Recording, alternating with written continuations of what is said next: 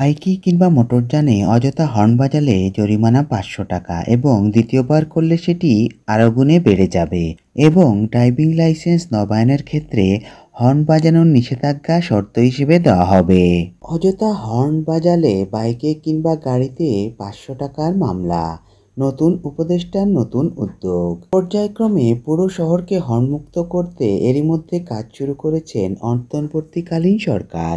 প্রথমে গুরুত্বপূর্ণ এলাকাগুলোকে, পরে পুরো ঢাকা শহর এবং ধীরে ধীরে বিভাগীয় শহরগুলো থেকে শুরু করে সকল শহরকে শব্দ দূষণ বন্ধের উদ্যোগ নেওয়া হয়েছে বলে জানান নতুন এই উপদেষ্টা। তিনি জানান, এক পরিকল্পনা জানালেন পরিবেশ এবং বন এবং জলবায়ু পরিবর্তন উপদেষ্টা সৈয়দা রিজওয়ানা হাসান।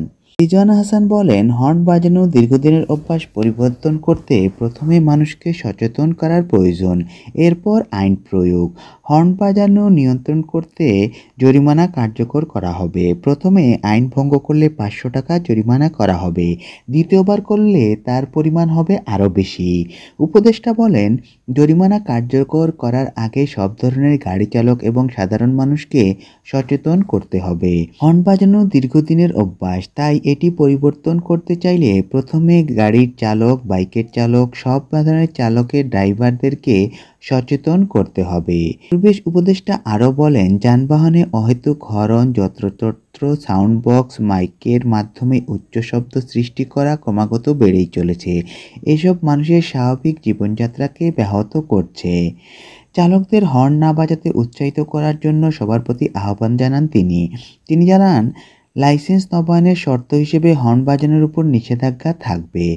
এছাড়াও উপদেষ্টা আরও বলেন, ঢাকার যানবাহনের হর্নের কারণে মানুষ শ্রবণশক্তি কমছে।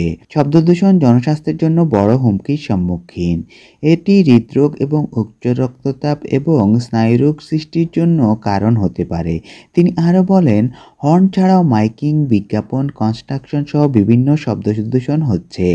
হর্ন বন্ধ ছাড়াও সকল শব্দ সাউন্ড বন্ধ করার জন্য আইন সৃষ্টি করা হবে।